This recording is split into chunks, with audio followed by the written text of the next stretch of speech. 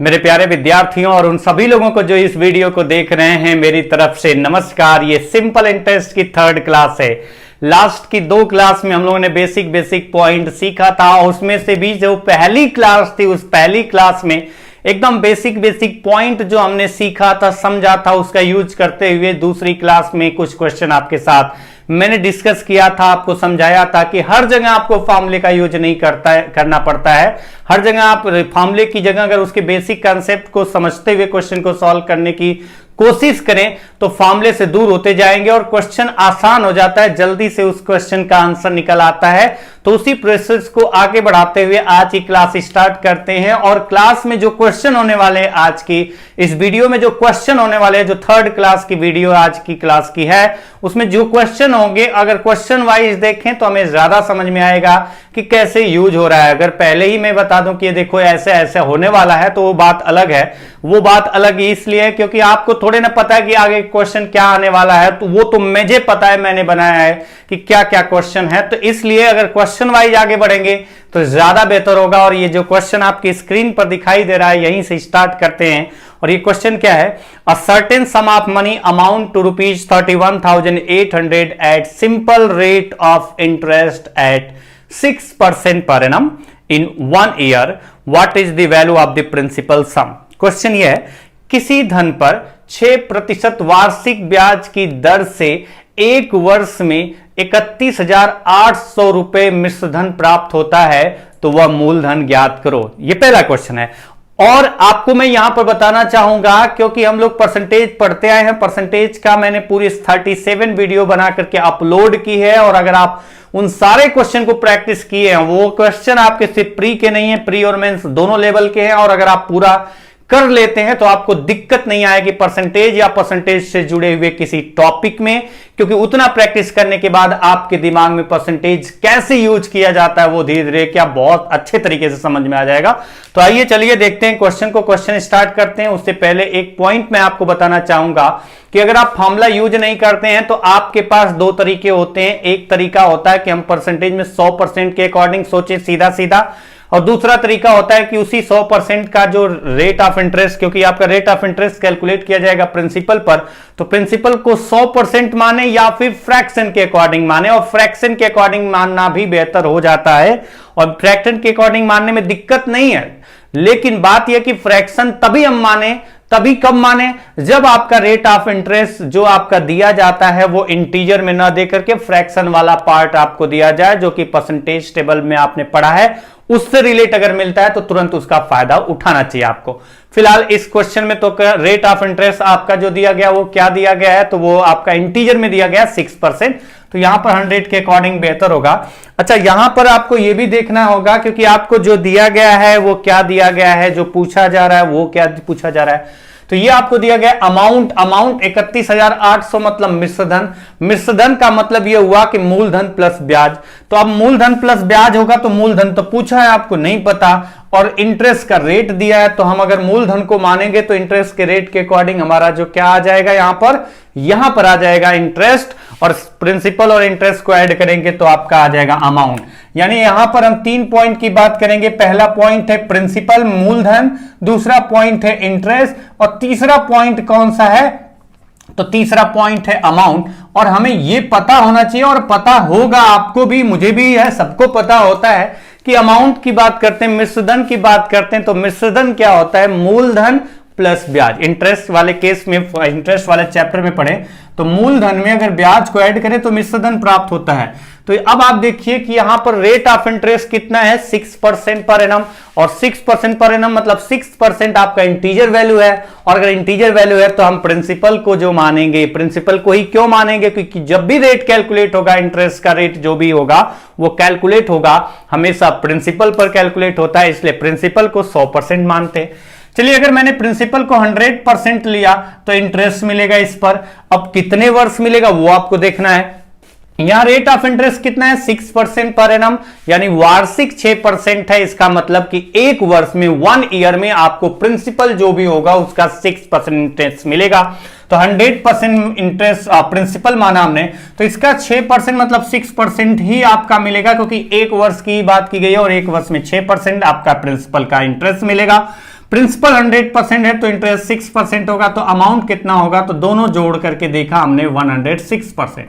और हमें ये पता होना चाहिए, क्या पता होना चाहिए कि जो मिश्रधन होता है वो मूलधन प्लस ब्याज होता है, एकदम बेसिक पॉइंट है और ये लगभग सबको पता हो चुका होगा और पता पहले से भी रहा होगा। फिर भी मैं लिखता हूं कि अमाउंट 106%, इंटरेस्ट 6%, प्रिंसिपल 100%। अब आप देखिए कि ये जो दिया गया है ना 31,800, वो है क्या एक्चुअल में, जो वैल्यू एक्चुअल वैल्यू दी गई है 31,800, वो प्रिंसिपल है, इंटरेस्ट है या अमाउंट है।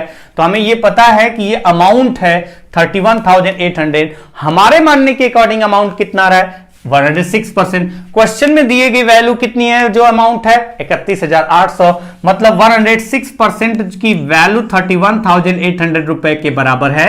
तो क्या 1% निकाल सकते हैं, तो हम कहेंगे हाँ, ये 1% यहां से निकाला जा सकता है। कैसे, जैसे बचपन से सीखते आए हैं यूनिटरी मेथड कि इतने परसेंट ये है तो 1% कितना होगा, तो उसी से डिवाइड कर देंगे और डिवाइड किया तो कितनी बार गया, 300 बार गया, मतलब आपका 300 रुपीज आ गया 1% की वैल्यू।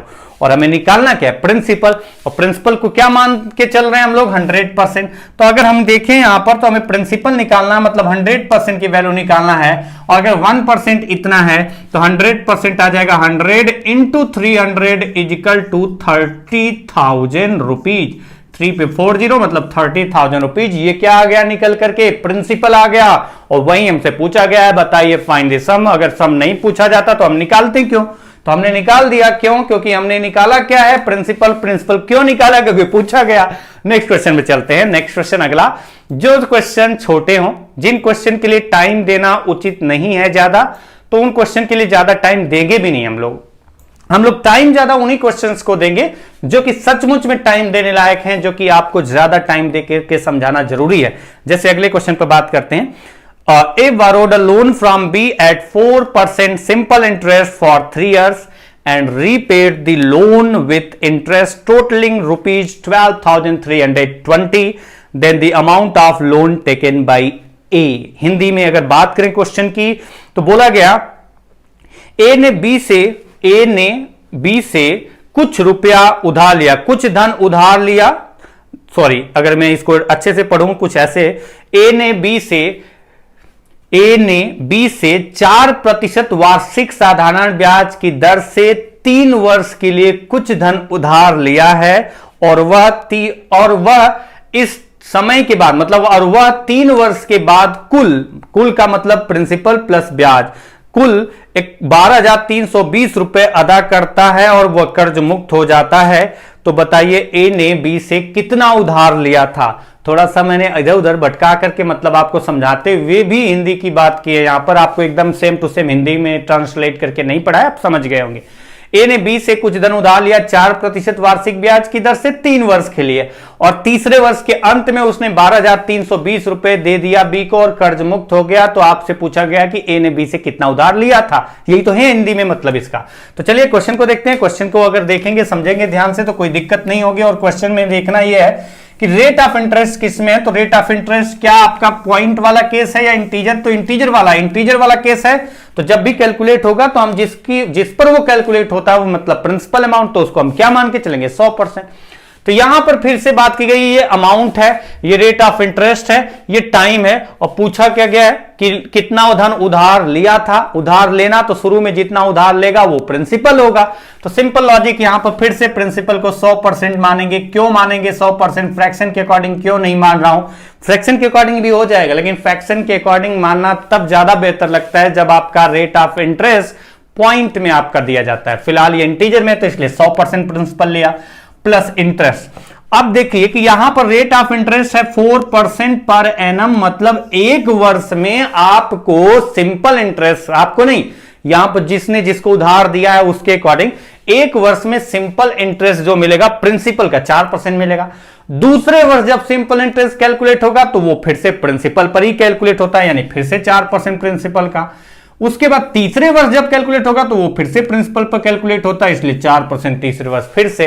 यानी सीधी सी बात है कि एक वर्ष में 4% मिलता है तो 3 वर्ष में कितना परसेंट सिंपल इंटरेस्ट मिलेगा, तो 4% मतलब 4% इंटू 3 कर देंगे, मतलब कितना हो जाएगा इंटरेस्ट 12%। तो अमाउंट कितना हो जाएगा इंटरेस्ट मिला करके प्रिंसिपल में, तो आपका आ गया 112%। हमारे मानने के अकॉर्डिंग तो 112% सिंपल मतलब अमाउंट बना, मिश्रधन बना। क्वेश्चन के अकॉर्डिंग मतलब हमारे मानने के अकॉर्डिंग ए ने बी से जो धन उधार लिया था 100%, तो वापस कितना करेगा 112%। अब यहां पर जो दिया गया है वो वापस कितना किया है वो दिया गया है, मतलब अमाउंट दिया गया है, जो कितना दिया गया है 112% की वैल्यू दी गई है 12320 रुपए। यानी 1% की वैल्यू यहां से निकालें तो 12320 डिवाइडेड बाई, क्योंकि ये जो वैल्यू दी गई थी वो 112% की थी, तो 1% के लिए इसी से डिवाइड कर देंगे। जितने परसेंट की वैल्यू दी जाती है अगर उसी से डिवाइड कर दे तो 1% आ जाएगा। तो 112 से डिवाइड किया, 112 से डिवाइड करें तो 1 टाइम 112 बचा 11 2, तो अब आपका फिर से एक बार गया, फिर आपका कट गया पूरा, जीरो आया 110 रुपए। मतलब यहां से निकल के आया कि 1% की वैल्यू 110 रुपए है। और आपसे पूछा गया इस क्वेश्चन में, बताइए ए ने बी से कितना धन उधार लिया था, और कितना धन उधार लिया था मतलब जो प्रिंसिपल अमाउंट था उसकी बात की गई है। प्रिंसिपल अमाउंट 100%, अगर 1% की वैल्यू 110 है तो 100% की value 100 into 110 is equal to 11,000 rupees. ये आपका आंसर हो गया। सीधी सीधी बात है, प्रिंसिपल निकालना है, कितना धन उधार लिया था शुरू में मतलब प्रिंसिपल निकालना है, और प्रिंसिपल निकालना मतलब 100% की वैल्यू, क्योंकि हमने प्रिंसिपल 100% माना तो 1% की वैल्यू मिल चुकी है, तो 100% की वैल्यू निकालने के लिए हमने 100 से मल्टीप्लाई कर दिया। रिजल्ट आपके सामने 11,000 रुपए ए ने बी से उधार लिया था। नेक्स्ट क्वेश्चन पे चलते हैं। अगला क्वेश्चन 1 by 1 अगर बेसिक पॉइंट समझते हैं तो आपको एकदम ऐसा हो जाएगा सिंपल इंटरेस्ट की जैसा नाम है वैसा ही इसका काम हो जाएगा आपका इस चैप्टर में। लेकिन सिंपल इंटरेस्ट का मतलब साधारण, साधारण का मतलब ऐसा नहीं कि एकदम साधारण हो जाएगा, लेकिन साधारण बनाया जा सकता है क्वेश्चन को, और साधारण बनाने के लिए आपको प्रयास करना होगा। जब तक प्रयास नहीं करेंगे ना तब तक कुछ भी साधारण नहीं है, कुछ भी साधारण नहीं है जब तक प्रयास नहीं करते। प्रयास ही हर एक चीज को आसान बनाती है। प्रयास करना छोड़ दो, छोटी से छोटी चीज भी मुश्किल लगने लगेगी। इसलिए आपका जो दायित्व है, अगर कहीं आगे बढ़ना है तो आपका दायित्व बनता है कि पहले आप प्रयास करें, फिर देखें कि वो टफ है या इजी है। लेकिन अगर आप पहले ही टफ इजी डिसाइड करना स्टार्ट कर देंगे तो फिर आपको तो वो टफ ही लगेगा, क्योंकि आपने तो प्रयास ही नहीं किया, आपको समझ ही नहीं आएगा कि कैसे क्या होगा। फिलहाल अगले क्वेश्चन पे चलते हैं। अगला क्वेश्चन आपका है, if the simple interest on a certain sum, ये जो क्वेश्चन नंबर 16 है, if the simple interest on a certain sum of money is rupees 5,330 at the rate of 16.67% per annum for 3 years 5 months, then find the principal।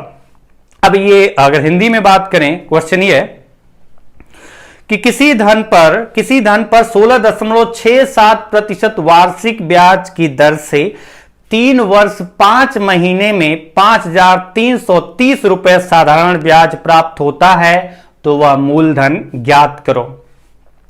अब यहां देखते ही समझ में आ गया, rate of interest में बार बार कर रहा हूं, यहां पर परसेंटेज में भी मैंने बार बार आपके साथ डिस्कस किया है, क्या पॉइंट डिस्कस किया है और यहां पर क्या पॉइंट रिलेट होकर के आ रहा है, जो कि आज की क्लास में भी मैंने थोड़ा सा मतलब डिस्कस किया था कि रेट ऑफ इंटरेस्ट अगर आपका इंटीजर में है तब तो प्रिंसिपल 100% मानेंगे तो कोई दिक्कत नहीं, आसानी से क्वेश्चन हो जाता है, कोई दिक्कत नहीं आती है। लेकिन रेट ऑफ इंटरेस्ट अगर इंटीजर में नहीं हुआ तो उस केस में आप ये देखो क्या वो परसेंटेज टेबल से रिलेट होता है। अगर वो परसेंटेज टेबल से रिलेट हो गया तो जैसे ही परसेंटेज टेबल से रिलेट होगा आप परसेंटेज टेबल मतलब फ्रैक्शन के अकॉर्डिंग सोचना स्टार्ट करेंगे।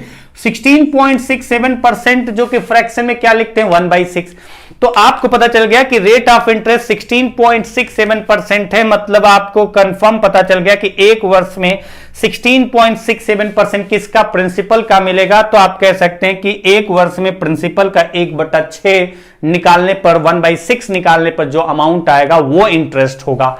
और यहां पर इंटरेस्ट की बात की गई कितने वर्ष, 3 वर्ष 5 महीने की, और 3 ईयर 5 मंथ को ईयर में कन्वर्ट करें तो 3 + 5 मंथ को ईयर में कन्वर्ट करते हैं तो कितना होगा, तो 5/12।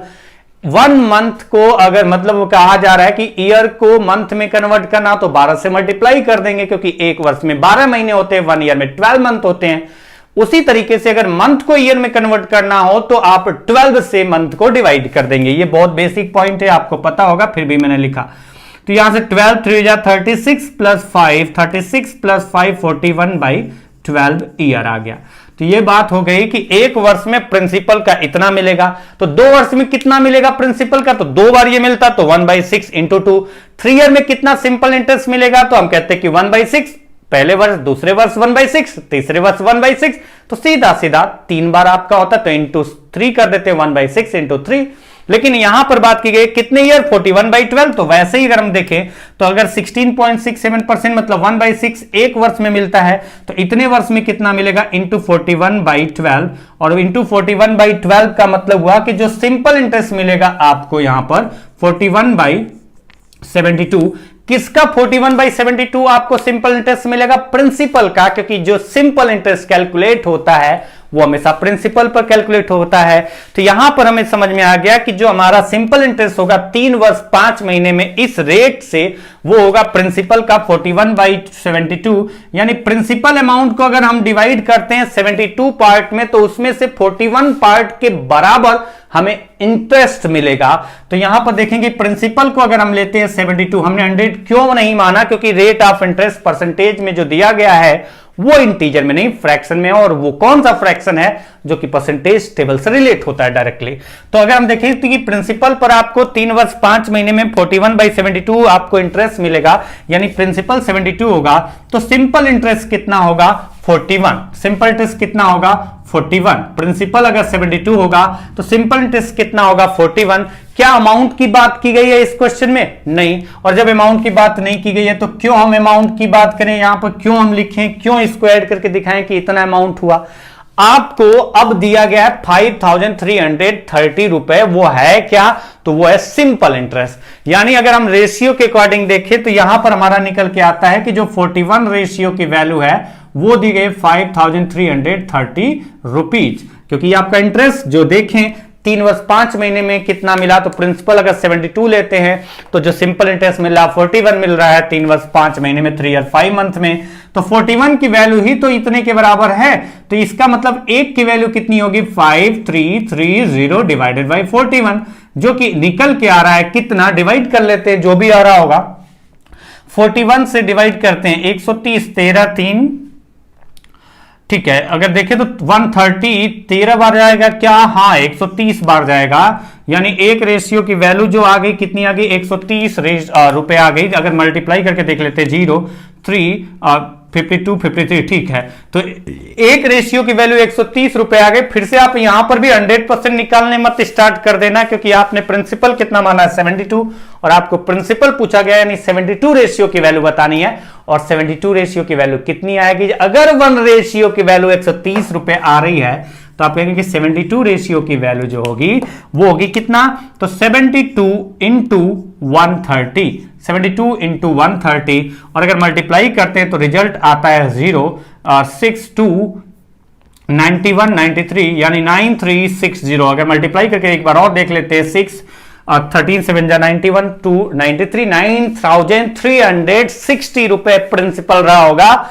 तभी 16.67% रेट से 3 और 5 मंथ्स में हमें 5330 रुपए सिंपल इंटरेस्ट प्राप्त हुआ। चलिए नेक्स्ट क्वेश्चन पे चलते हैं, और अगला क्वेश्चन क्या है, तो अगला क्वेश्चन नेक्स्ट है आपका। अगर आप देखेंगे समझेंगे कोई दिक्कत नहीं आएगी, बस समझने की जरूरत है। क्वेश्चन देखने में हो सकता है लेंदी लगे, हो सकता है देखने में डर लगे, लेकिन डरने की जरूरत नहीं है। थोड़ी सी मेहनत करो, डर अपने आप दूर हो जाएगी और आपको सफलता का राज मिल जाएगा इस क्वेश्चन पे। क्वेश्चन अगर देखें तो क्वेश्चन क्या है, the rate of interest on a sum of money is 5% per annum for the first 2 years, 7% per annum for the next 5 years, and 12.5% per annum for the period beyond 7 years. If the simple interest occurred by the sum for a total period of 9 years is rupees 3570, what is the sum? Hindi में अगर बात करें question क्या कहा गया है, किसी धन पर पहले 2 वर्ष के लिए ब्याज की दर 5% वार्षिक है, अगले 5 वर्ष के लिए ब्याज की दर 7% वार्षिक है, और 7 वर्ष से ऊपर के समय के लिए ब्याज की दर 12.5% वार्षिक है।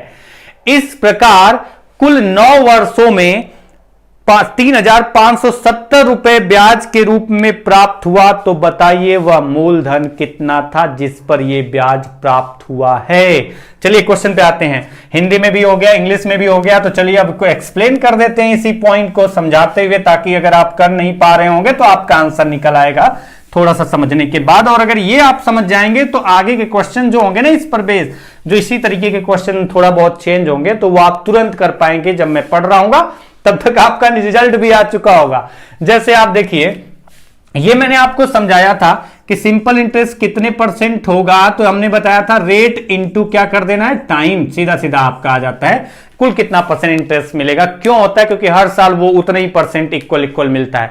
जैसे आप देखिए कि पहले 2 वर्ष के लिए ब्याज की दर 5% वार्षिक है, मतलब फर्स्ट ईयर उसे इंटरेस्ट कितना मिलेगा, 5%। सेकेंड ईयर कितना मिलेगा, सेकेंड ईयर भी रेट ऑफ इंटरेस्ट वही है, तो मतलब फिर से 5%।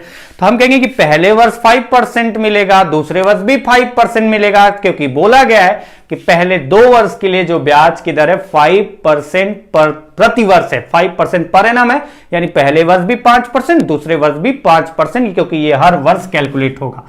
तो 2 बार कैलकुलेट हुआ तो आप तुरंत कह पाएंगे कि 5% 2 बार कैलकुलेट करेंगे प्रिंसिपल का, तो यानी प्रिंसिपल का कितना कैलकुलेट करना है, 10%, तो डायरेक्टली एक ही बार कैलकुलेट कर देते हैं।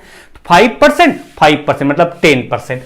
बोला गया कि नेक्स्ट 5 इयर्स के लिए, अगले 5 वर्ष के लिए जो रेट ऑफ इंटरेस्ट है वो 7% पर एनम है। यानी अब जो रेट ऑफ इंटरेस्ट है 7% पर एनम है, और 7% पर एनम देखें तो 3rd year, 4th, 5th, 6th, 7th हर वर्ष आपका 7% मिलेगा। अगर हर वर्ष 7% किसका मिलेगा, प्रिंसिपल का, और ये सारी वैल्यू एक ही वैल्यू पर कैलकुलेट हो रही है, तो ये 5 बार कैलकुलेट करने की जगह जोड़ लेते हैं, टोटल ऐड कर लेते हैं। 5 बार आपका 7% यूज होगा, यानी 7% इंटू 5 कितना प्रिंसिपल का फिर से मिल जाएगा, 35%। ध्यान ये रखना है कि ये जिस पर कैलकुलेट हो रहा है उसी पर ये भी कैलकुलेट हो रहा है, क्योंकि प्रिंसिपल तो सेम है ना, प्रिंसिपल थोड़े ना बदल रहा है यहां पर। तो अगर प्रिंसिपल सेम है तो हमारा जो परसेंटेज है हम 100 पर, देखिए यहां पर हम फ्रैक्शन के अकॉर्डिंग नहीं कर रहे हैं। अगर फ्रैक्शन के अकॉर्डिंग नहीं कर रहे हैं और परसेंटेज टर्म्स के अकॉर्डिंग देख रहे हैं, और ये सारे परसेंटेज प्रिंसिपल पर कैलकुलेट होंगे, इसका मतलब हम प्रिंसिपल को 100% मान रहे हैं। तो प्रिंसिपल 100% है, 5% 2 वर्ष 10%, 7% 5 वर्ष 35%, ये दोनों परसेंटेज इसी पर कैलकुलेट होंगे। तीसरा जो कैलकुलेट होगा वो भी इसी पर कैलकुलेट होगा।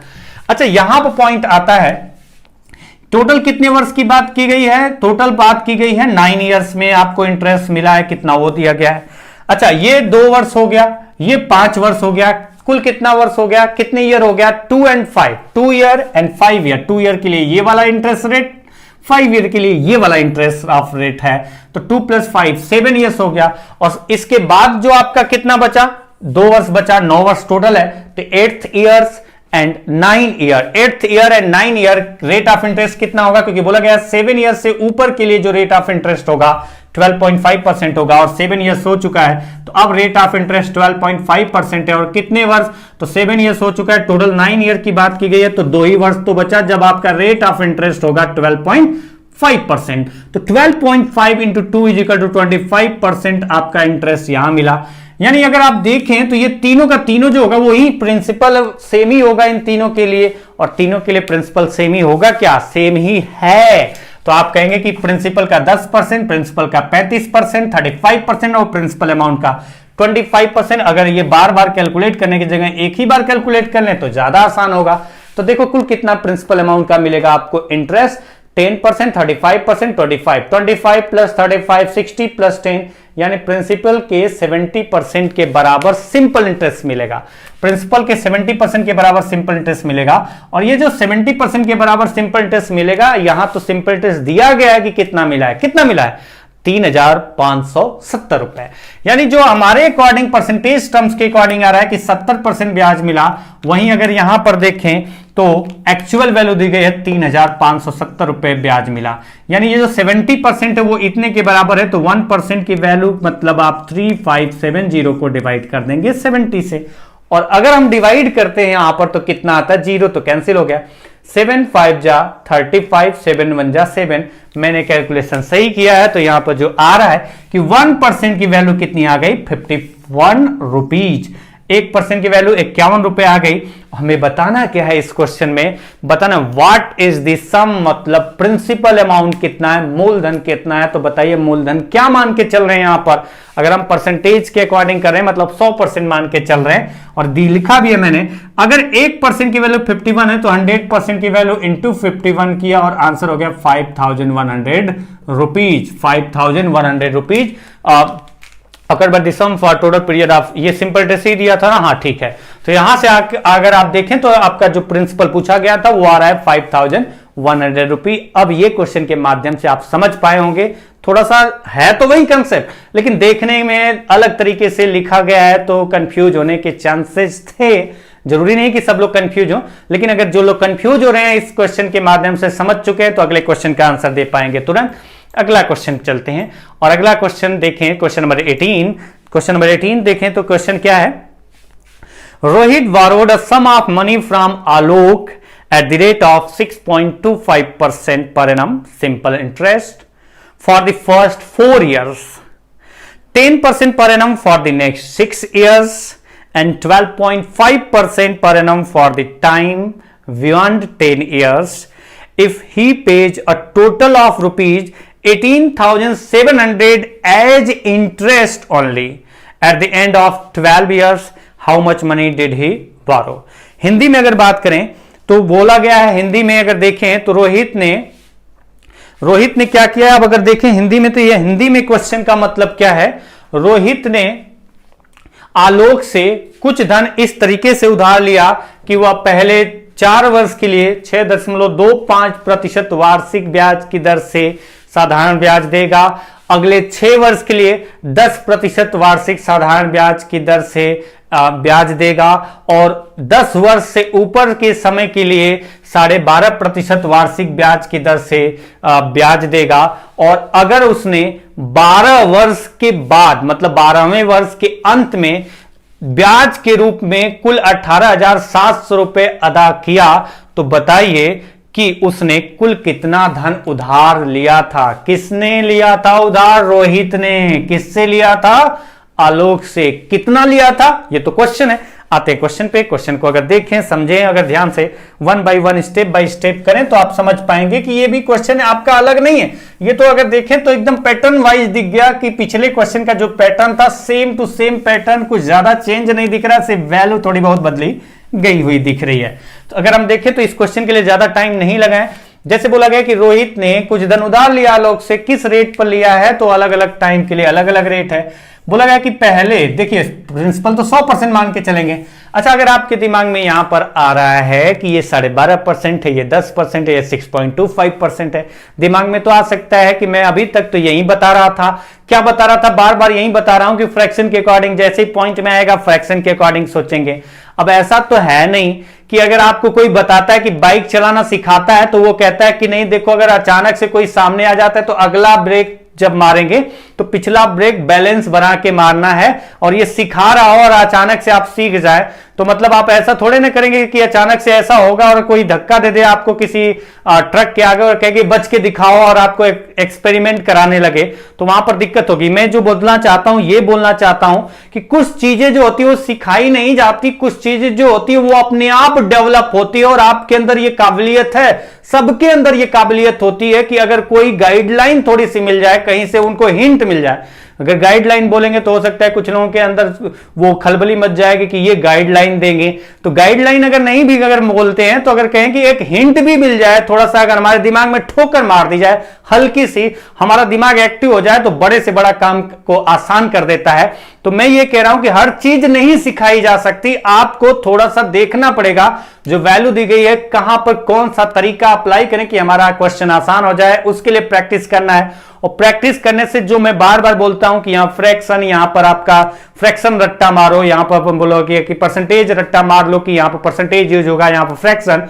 तो जब आप क्वेश्चन करेंगे और क्वेश्चन जब करेंगे ना तो क्वेश्चन करते करते प्रैक्टिस इतना अच्छे तरीके से हो जाती है कि सामने वाला समझाए क्या सामने वाला समझाएगा क्या, हम इतना बेहतर हो जाते हैं समझने के मामले में कि हम तुरंत समझ पाते हैं कि यहां क्या यूज होगा। हमारा माइंड अपने आप वहां पर चला जाता है, हमें भी एक्स्ट्रा प्रयास करने की जरूरत नहीं होती है क्योंकि माइंड ट्रेंड हो चुका होता है प्रैक्टिस करने से।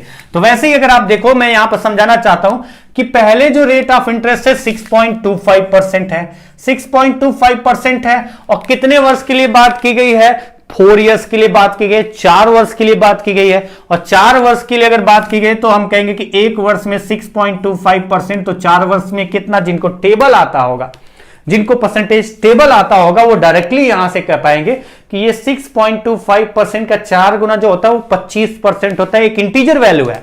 अगर दिमाग में आ रहा है ये वाला, तो यहां पर भी आप देखना कि वो जिसका दिमाग चलेगा ना, वो क्वेश्चन पढ़ते ही समझ जाएगा कि यहां पर फ्रैक्शन करने से बेहतर है कि हम क्या यूज करें, यहां पर यूज करें क्या, हम अगर यूज करते हैं 100% के अकॉर्डिंग, मतलब परसेंटेज के अकॉर्डिंग सोचें, यहां पर परसेंटेज का यूज करते हुए आगे बढ़ें तो हमारे लिए ज्यादा बेहतर होगा, और वो आपको अपने आप क्लियर हो जाएगा जब आप प्रैक्टिस कर लेंगे तो। लेकिन हां, यहां पर आपके दिमाग में एक ही कंफ्यूजन आ सकता है, तो मैंने उसके लिए एक रास्ता बताया कि प्रैक्टिस करो, आपको समझ में आ जाएगा कि ये पॉइंट में है तो हमें फ्रैक्शन क्यों नहीं यूज किया। थोड़ा बहुत दिखा दूंगा अभी थोड़ी देर में आपको। 6.25% इंटू 4 इज इक्वल टू 25%, क्योंकि आपसे यहां पर दिया गया है कि पहले 4 वर्ष के लिए ब्याज की दर 6.25% है, यानी 6.25% 4 बार मिलेगा।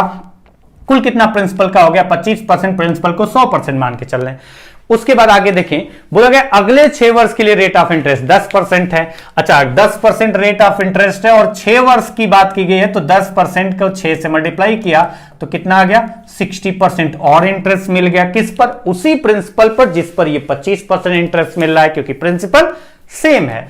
अगला पॉइंट आता है, अब आप देखो कि कुल कितने वर्ष की बात की गई है, यहां पर 12 इयर्स के अंत में सिंपल इंटरेस्ट मिला है आपको, वो दिया गया है कितना, कुल इंटरेस्ट जो बना है वो 18,700 रुपए बना है। सिंपल इंटरेस्ट जो कुल बना है, क्योंकि if you pays a total of rupees 18,700 as interest only, केवल ब्याज के रूप में इतना दिया है, मतलब ब्याज आपका यहां पर बना है, इंटरेस्ट बना है इतना 12 वर्ष के अंत में। टोटल कितने ईयर हो चुका है, 4 और 6 कितना हुआ, 10 वर्ष। और फिर यह भी बोला गया कि 10 वर्ष से ऊपर के लिए जो रेट है 12.5% है, 12.5% है, और 10 वर्ष का हो चुका है, तो जो इंटरेस्ट का रेट होगा 12.5%। कितने वर्ष, टोटल 10 वर्ष हो चुका है, टोटल 12 वर्ष की बात की गई है, मतलब 2 वर्ष 11th एंड 12th। तो 2 ईयर के लिए रेट ऑफ इंटरेस्ट कितना रहा यहां पर 12.5%, जो कि आ रहा है कितना 25%। देखो आप, सब कुछ जो हमें कैलकुलेशन देखना था वो यहां पर देखना था, और ये सारा का सारा इंटीजर में आ रहा है। और जब सब इंटीजर में आ रहा है और हमें पता चला यहां पर कुल कितना इंटरेस्ट मिल रहा है परसेंटेज में देखा जाए, क्योंकि हमें पता है कि ये परसेंटेज जो कैलकुलेट होगा उसी प्रिंसिपल अमाउंट पर होगा जिस पर ये दोनों कैलकुलेट होंगे, मतलब ये सब कुछ इसी पर कैलकुलेट हो रहा है। यानी जब सबका बेस सेम है तो सबको ऐड कर सकते हैं, बेस अगर सेम होगा तो ऐड डायरेक्टली किया जाता है। तो 25%, 60%, 25%, 110% ये आपका सिंपल इंटरेस्ट प्राप्त होगा इस पर, और जो सिंपल इंटरेस्ट 110% प्राप्त होगा प्रिंसिपल का, वो आपको दिया गया सिंपल इंटरेस्ट मिला कितना है 18,700 रुपए। मतलब कह सकते हैं कि प्रिंसिपल अमाउंट का 110%, प्रिंसिपल अमाउंट का 110% का वैल्यू 18,700 रुपए है। तो 1% की वैल्यू कितनी आ जाएगी, 18,700 डिवाइडेड बाई 110, और डिवाइड किया 1 टाइम गया 11,170 रुपीज। 1% की वैल्यू 170 रुपए आ गई। और हमें निकालना क्या है, how much money did he बारो, कितना धन उधार लिया था। तो जो भी शुरू में उधार लिया जाए, जो भी शुरू में उधार दिया जाए, यानी कि जो प्रिंसिपल अमाउंट होगा, जो प्रिंसिपल अमाउंट होगा, मतलब जो प्रिंसिपल मनी होगी, शुरू वाली जो मनी होगी, इनिशियल मनी होगी, वो आपका ही बोला जाता है प्रिंसिपल अमाउंट, मतलब मूलधन। तो 1% की वैल्यू 170 है, यहां पर उधार लिया गया धन, मतलब मूलधन की बात की गई है, यानी 100% की बात की गई है। तो अगर 1% 170 है तो ये 100% कितना होगा, तो इंटू 170 किया और ये रिजल्ट आ गया 17 कितने 030, यानी 17,000 रुपए मूलधन था। कितना मूलधन था, 17,000 रुपए। अच्छा, अगले क्वेश्चन पे चलते हैं। देखिए, अगर आप ध्यान से समझते हैं तो ये वाला क्वेश्चन भी आप कर पाएंगे। थोड़ा बहुत अगर आपको ऐड करने में दिक्कत होगी तो वो मैं समझा दूंगा कि किस तरीके से होगा। और ये क्वेश्चन क्या है, तो क्वेश्चन को देखते हैं, समझते हैं, फिर आगे बढ़ते हैं। A banker lends rupees 6,000 at simple interest to customer. The rate of interest for the first year is x%, for the second year is x plus 2%, for the third year is x plus 4%, and for the fourth year is x plus 6%, and so on.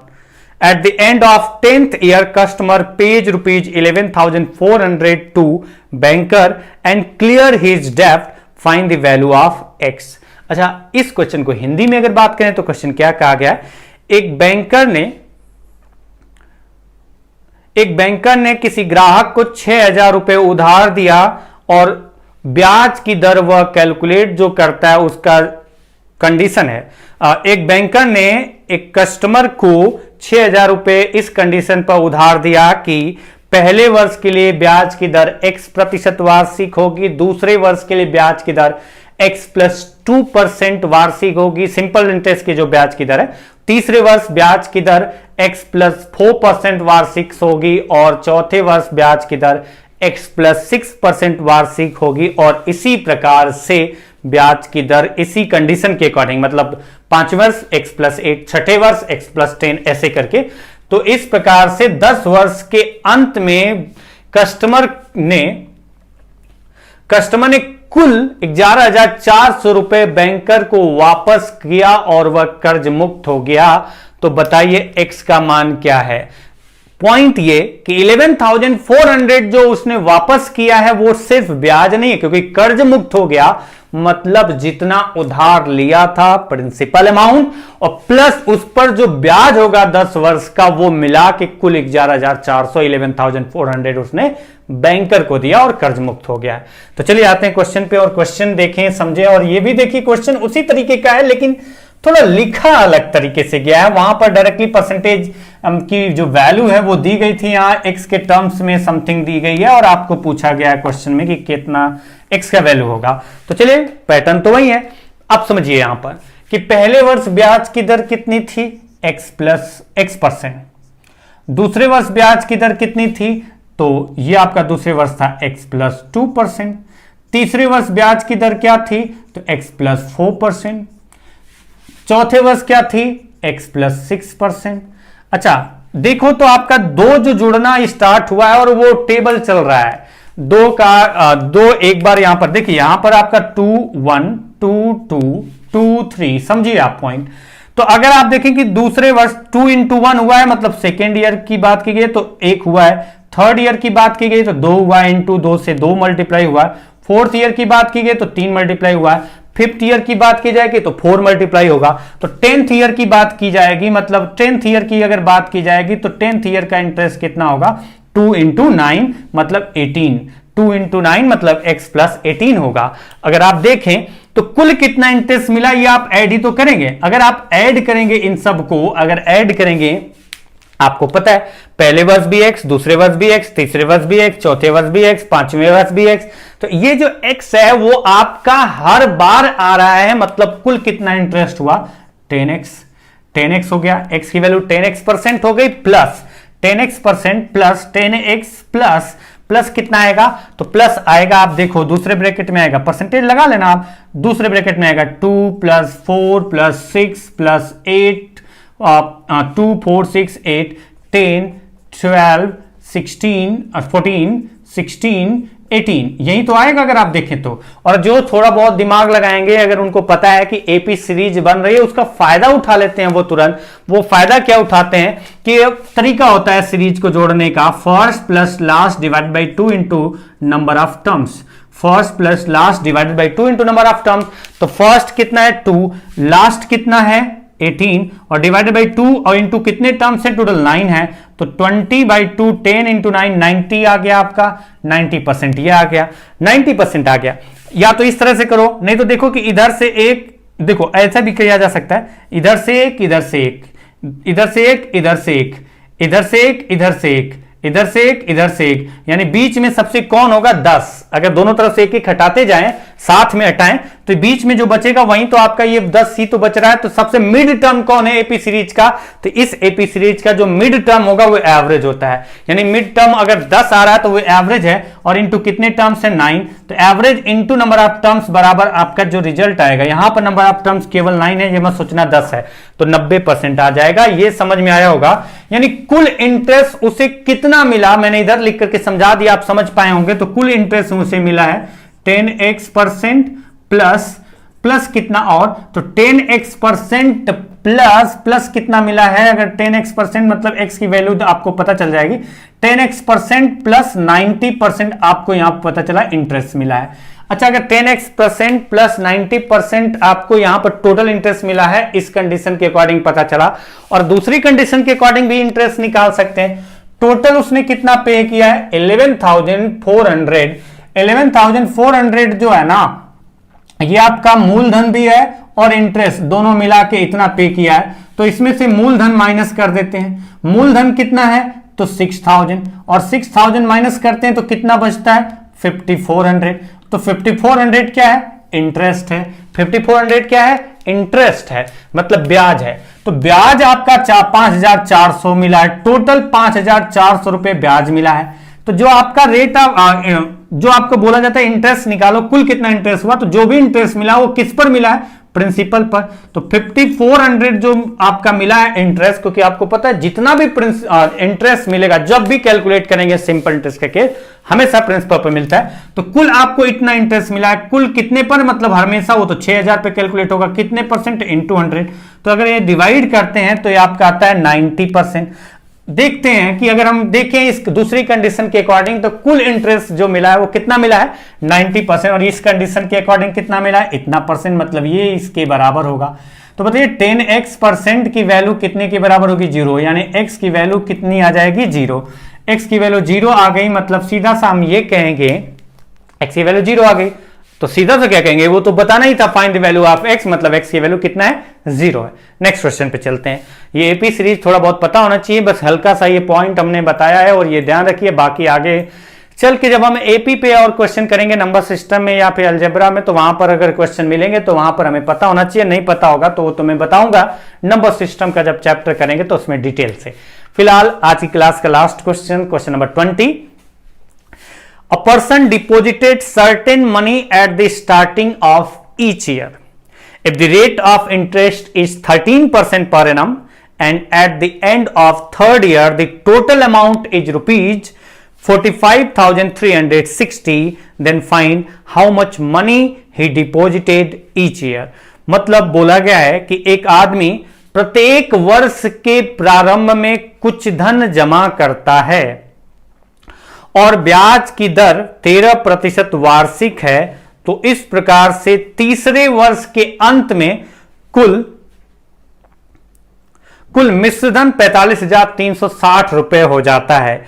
तो बताइए वह प्रत्येक वर्ष के अंत में कितना कितना जमा किया था, और ये पॉइंट आपको लिखा गया है या नहीं लिखा गया मैं आपको बता दूं। यहां पर यह समझने की जरूरत है कि हर वर्ष वो इक्वल मनी ऐड करता है, मतलब पहले अगर 500 रुपए पहले वर्ष के शुरू में अगर वो 500 रुपए जमा किया था तो दूसरे वर्ष के शुरू में भी 500 रुपए जमा किया, और तीसरे वर्ष के भी शुरू में 500 रुपए जमा किया। चौथे वर्ष का प्रारंभ आया ही नहीं, क्योंकि तीसरे वर्ष के अंत तक ही आपको अमाउंट दिया गया है। तो चलिए देखते हैं यहां पर क्वेश्चन क्या है, किस तरीके से होगा और किस तरीके से आप तुरंत कर पाएंगे। इसके लिए XYZ नहीं मानना है आपको, और XYZ नहीं मानना है तो कैसे आएगा, तो आपको ध्यान है पीछे की जो वीडियो है उसमें मैंने सिखा दिया है, स्पेशली जो पहली वीडियो सिंपल इंटरेस्ट की है तो वहां पर आपको बताया है, समझाया और समझ पाए होंगे आप। तो चलिए देखिए क्वेश्चन में है क्या, कि वो पहले वर्ष के इनिशियल मतलब पहले वर्ष में, दूसरे वर्ष के प्रारंभ में और तीसरे वर्ष के प्रारंभ में वो जमा करेगा। चौथे वर्ष का प्रारंभ आएगा नहीं, क्योंकि तीसरे वर्ष के अंत तक का ही बात किया गया है। तो तीसरे वर्ष के अंत तक की बात की गई है, तो तीसरे वर्ष के अंत तक ही हम लोग यहां जाएंगे। पहले वर्ष के अंत में जितना जमा किया दूसरे वर्ष के अंत में भी उतना ही पहले वर्ष के प्रारंभ में इनिशियल पॉइंट मतलब जब स्टार्ट हुआ वर्ष तो शुरू में ही पहले वर्ष के प्रारंभ में जो जमा किया उतना ही जमा किया, दूसरे वर्ष के स्टार्टिंग में, तीसरे वर्ष के स्टार्टिंग में भी उतना ही जमा किया। क्योंकि यहां पर रेट ऑफ इंटरेस्ट है 13%, 13% है जो कि इंटीजर वैल्यू है। हमें सिंपल सा लॉजिक है, परसेंटेज की बात की गई यानी 100 के अकॉर्डिंग माने तो बेहतर है, एक्स वाई जेड नहीं मानेंगे। अगर मानना होता तो ये एक्स और ये एक्स, लेकिन ये सब नहीं मानना हमें। हमने कहा कि पहले वर्ष के शुरू में कितना 100, दूसरे वर्ष के शुरू में कितना 100, तीसरे वर्ष के शुरू में कितना 100, हर एक वर्ष वो बराबर बराबर जमा किया है बैंक में, और वो भी ईयर के प्रारंभ में। अब पॉइंट आता है कि पहले वर्ष के अंत में अगर वो 100 रुपए जमा किया तो पहले वर्ष के प्रारंभ में पहले वर्ष के यानी पहले वर्ष इंटरेस्ट मिलेगा उस पर, दूसरे वर्ष भी इंटरेस्ट मिलेगा, तीसरे वर्ष भी इंटरेस्ट मिलेगा। और कितना रेट ऑफ इंटरेस्ट है 13%। तो 13% पहले वर्ष, 13% दूसरे वर्ष, 13% तीसरे वर्ष, यानी कुल मिला के 13% कुल कितनी बार मिलेगा? 3 बार मिलेगा। यानी कितना हुआ? 39% इंटरेस्ट मिला यहां पर उसको। इस वाले पर कितना मिलेगा? क्योंकि ये दूसरे वर्ष के प्रारंभ में जमा किया था, इनिशियल शुरू के मतलब प्रारंभ में, मतलब पहले वर्ष के अंत के बाद जब दूसरा स्टार्ट होगा वर्ष तभी ये जमा किया। तो जब दूसरे वर्ष के प्रारंभ में जमा किया, इसका मतलब दूसरे वर्ष का तो पूरा इंटरेस्ट मिलेगा और तीसरे वर्ष का भी इंटरेस्ट मिलेगा। पहले वर्ष तो ये जमा ही नहीं था, यानी पहले नहीं जमा होगा तो दूसरे वर्ष के प्रारंभ में अगर जमा किया तो दूसरे वर्ष के अंत तक 1 वर्ष, और फिर दूसरे वर्ष के अंत से फिर तीसरे वर्ष के अंत तक 2 वर्ष, यानी टोटल मिलाकर के 13% 2 बार कैलकुलेट होगा। यानी कितना हुआ? तो अगर देखें तो यहां से 26% कैलकुलेट करें तो आया, यहां पर इंटरेस्ट मिला। और तीसरा अगर देखें तो तीसरा जो जमा किया है तीसरे वर्ष के प्रारंभ में जमा किया है, तो तीसरे वर्ष के प्रारंभ में जमा किया है और बात की जा रही है तीसरे वर्ष के अंत तक की, तो तीसरे वर्ष के प्रारंभ में जमा किया, तीसरे वर्ष के अंत तक जाएंगे तो 1 वर्ष आपका जो होगा इस पर इंटरेस्ट लगेगा। कितना लगेगा? 13% 1 वर्ष, यानी यहां कितना मिला? तो 13% यहां पर इंटरेस्ट मिल गया। तो कुल अगर देखें तो यहां पर कुल इंटरेस्ट कितना प्राप्त हुआ अगर देखें ऐड करके, तो टोटल आपका यहां पर हो गया, ये तो आपको पता चल गया कि ये टोटल आपका रहा 300। इंटरेस्ट टोटल कितना हुआ? तो ये टोटल आपका आ रहा है कितना आ रहा है? तो ये तीनों को ऐड करो, 13 2 बार, 13 1 बार, 13 3 बार, 13 3 टाइम, 13 2 टाइम, 13 1 टाइम, यानी कितना आ जाएगा? 78%। अगर हम परसेंटेज टर्म्स में अगर देखें तो अगर देखें 78%, ये जो आपका आया है, ये जो आया 78%, ये क्या है? तो ये है आपका इंटरेस्ट। ये क्या है? आपका इंटरेस्ट। और यहां पर आपका जो आएगा वो क्या आएगा? ये जो अगर आप देखें तो इन तीनों को ऐड करें तो टोटल क्या आएगा? 100% मतलब कितना हुआ? 300%। ये आपका क्या आएगा? प्रिंसिपल, टोटल इंटरेस्ट, यानी total principal plus total interest add करें तो आता क्या है? अमाउंट। तो अमाउंट कितना आया? तो आप कहेंगे कि अमाउंट यहां से टोटल ऐड करने के बाद आ रहा है 378%। ये 378% अमाउंट आ रहा है। अमाउंट क्यों निकाला? क्योंकि हमें टोटल अमाउंट दिया गया है कि तीसरे वर्ष के अंत में कुल कितना मिश्र धन हो गया, इसलिए मैंने मूलधन और ब्याज को जोड़ दिया जो कि अमाउंट प्राप्त हुआ। तो अब 378% की जो वैल्यू है वो दी गई है 45,360 रुपए, यानी 1% की वैल्यू कितनी आ जाएगी? 45360 डिवाइडेड बाई 378। तो अब इसको तो डिवाइड करना पड़ेगा। डिवाइड 378 का टेबल तो आता नहीं, तो आप ऐसे सोचेंगे 4 से डिवाइड है, हाँ है, लेकिन मेरे को पता है, मैंने बनाया तो मुझे दिख रहा है कि ये 9 से भी डिविजिबल है, तो पहले 9 से डिवाइड कर लेते हैं। अगर 9 से डिवाइड करें इसको, 9 5 जा 45 30, 9 4 जा 36 50 40, 9 4 जा 36, 9 2 जा 18। अब 7 से डिवाइड कर लेते हैं, 7 7 जा 49, 7 7 49, 1 7 2 जा 14 0 डिवाइड बाई 7 6 जा यानी 120 रुपए। अब 6 से डिवाइड करें तो आ गया। तो 1% की वैल्यू 120 आ गई। और आपको निकालना कितना है? तो निकालना है आपको how much money he deposited each year, प्रत्येक वर्ष वो कितना कितना जमा किया था। 100%, यानी आपको बताना क्या है कि जो हर वर्ष जो जमा किया कितना कितना जमा किया है। तो 1% की वैल्यू 120 है, तो 100% की वैल्यू इंटू 120 किया तो आंसर हो जाएगा कितना? 12,000 रुपए।